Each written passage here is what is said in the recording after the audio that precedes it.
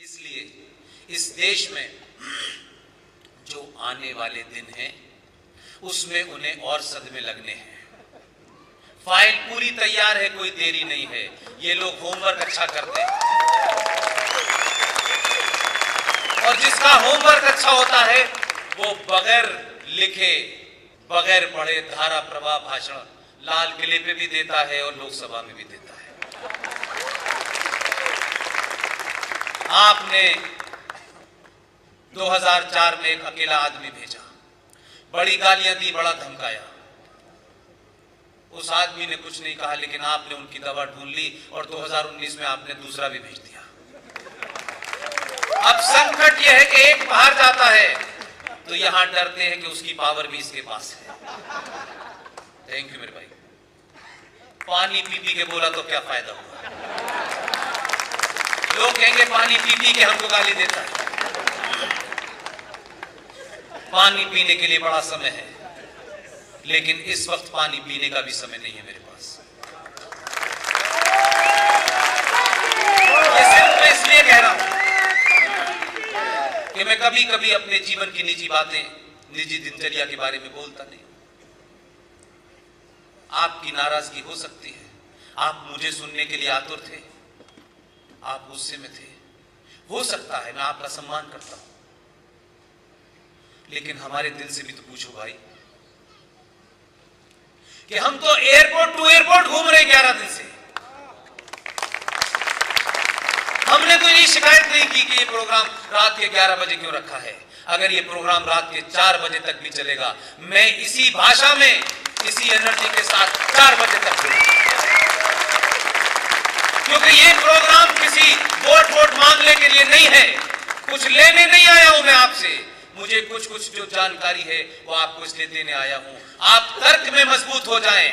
वो जिहादी, वो आतंकवादी जब आपसे बात करे तो आप उसे तर्कों पे हरा सकें, आप उसे कॉर्नर कर सकें। इसलिए इतिहास के वो पन्ने जो आप तक नहीं पहुंचे हैं, जो मेरे पास हैं, वो बताने आया हूं। न मैं आपसे कुछ मांग रहा हूं, न मैंने आपसे कोई सुविधा मांगी है। कर्नल RSS सिंह रिटायर आदमी है, टेलीविजन पे जाके भी सुनाते हैं, टेलीविजन के बाहर भी सुनाते हैं। थोड़ा सा आपको हो सकता है मुझे सुनने का शौक हो, लेकिन आप जब तक बैठे रहेंगे मैं तब तक आपके सामने बोलता रहूंगा। आज 11वां दिन है, मुझे यही नहीं पता चल पा रहा कि धुली हुई शर्ट कौन सी है और गंदी कौन सी है। इसलिए मैं कह रहा हूं, ये जो मैं समय जो आप लोगों ने मुझे बुला करके दिया है, ये मुझसे ज्यादा इस देश के लिए महत्वपूर्ण है। पूरी ताकत के साथ इस देश में एक गृह युद्ध की तैयारी चल रही है, क्योंकि उनको मालूम है आज वो 30 करोड़ हैं, पड़ोस में एक तरफ पाकिस्तान है, एक तरफ इस्लामिक बांग्लादेश है। उनका टेंशन ये नहीं है, उनका टेंशन है कि ये समाज 1000 साल के बाद जागा है। दिल्ली की धरती के ऊपर पहली बार एक ऐसे बहादुर को भेजा आपने और पूरी ताकत लगा दी उसके सामने।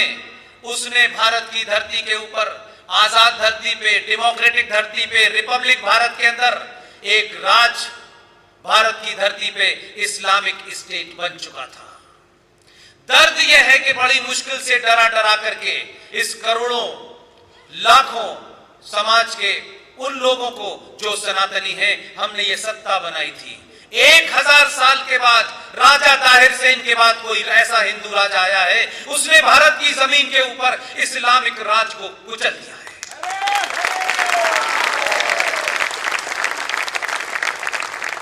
धारा पास नहीं हुई है। जिस वक्त ये बहस चल रही थी, आप भी लोगों को सीरियस लेना सीखें। जब ये इस पे विचार चल रहा था, डिबेट चल रही थी, जब देश का गृह मंत्री इसको प्रेजेंट कर रहा था, आपने अधूरी बात सुनी है, उसकी पूरी बात सुने। अधूरा काम इन दोनों में से कोई नहीं करता है। उसने उसी भाषा में कहा, पाकिस्तान ऑक्युपाइड कश्मीर भी लेंगे और अक्साई चीन भी लेंगे। इसलिए हो सकता है कि 70 साल से आप पे नेताओं का भरोसा हट गया हो। ये वादा करते हैं, करते नहीं है। ये वादा ही नहीं करते, ये डायरेक्ट कर देते हैं। इसलिए आपको यकीन नहीं हो रहा है। लेकिन मैं बताता हूं, एक डायलॉग का जो पार्लियामेंट में दिया जाता है वो पार्लियामेंट की प्रॉपर्टी होता है, उसे बदला नहीं जाता। ये मजाक वो लोग तो कर रहे हैं जो जनेऊ पहनने की प्रैक्टिस भी कर रहे हैं आजकल। ये वो कर सकते हैं जो 15 साल की ट्रेनिंग के बाद आए हैं। उन्हें पता है कि संसद के पटल पे बोले हुए जुमले का सिर्फ इतना मतलब नहीं होता कि मंत्री जी का मन आया और बोल दिया। वो संसद की प्रॉपर्टी होती है। जो शख्स पाकिस्तान में एक प्राइम मिनिस्टर थे, जुल्फिकार अली भुट्टो, आप सबने नाम सुना होगा उनका। बाद में उनकी बेटी भी प्रधानमंत्री रही। भुट्टो साहब की किताब पढ़ लीजिएगा। उन्होंने लिखा, चाहे हमें घास खानी पड़ जाए, 1000 साल लग जाएं, लेकिन हम बम जरूर बनाएंगे। उसी परिवार की बेटी प्रधानमंत्री बनी, वो मर गई।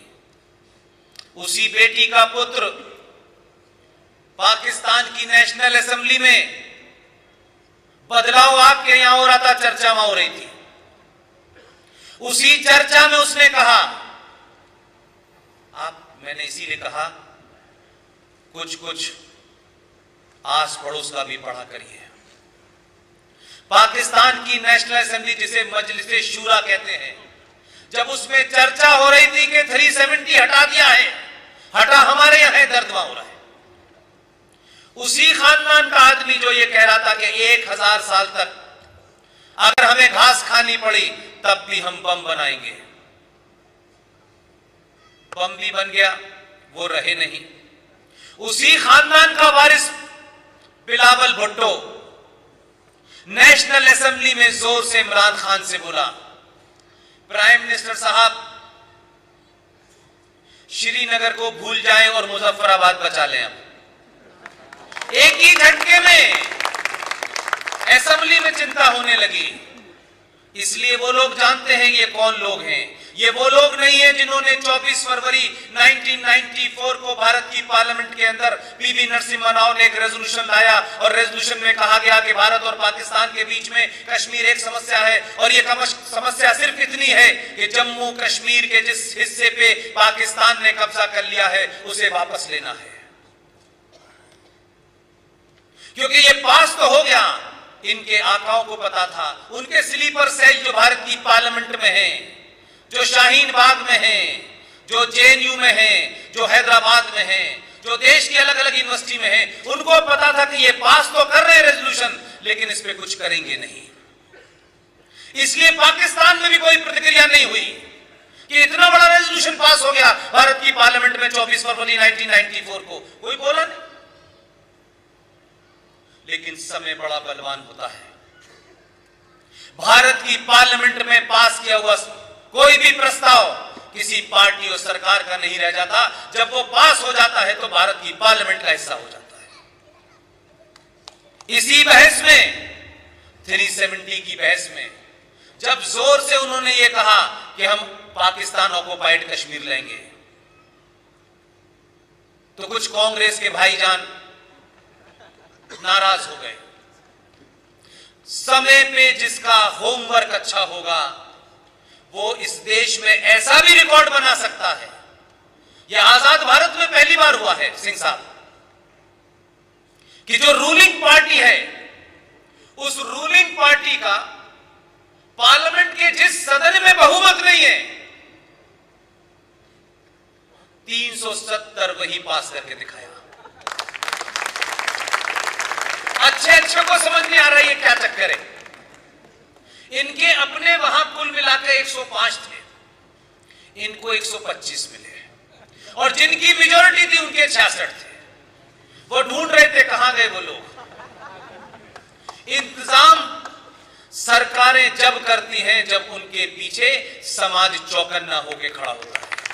समाज ये भरोसा दिलाता है राष्ट्र के लिए कुछ भी करोगे, 10 बार भी सरकार कुर्बान करनी पड़ेगी, हम तुम्हारे साथ खड़े हैं।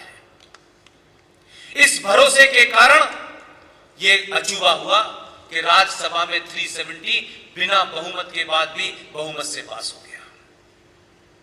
जब यह चर्चा चल रही थी तो होमवर्क के तहत एक छोटे से मंत्री खड़े हुए जम्मू कश्मीर के, और अपनी जेब से कागज निकाला और कहा कि जो गृह मंत्री कह रहे हैं कि हम पाकिस्तान ऑक्युपाइड कश्मीर लेंगे, ये गृह मंत्री की कोई अपनी ख्वाहिश नहीं है। ये 24 फरवरी 1994 को भारत की पार्लियामेंट में ज्वाइंट सेशन के तहत कहा गया था कि हमें पाकिस्तान ऑक्युपाइड कश्मीर लेना है। ये तो आपकी ख्वाहिश थी, पूरी तो ये करेंगे।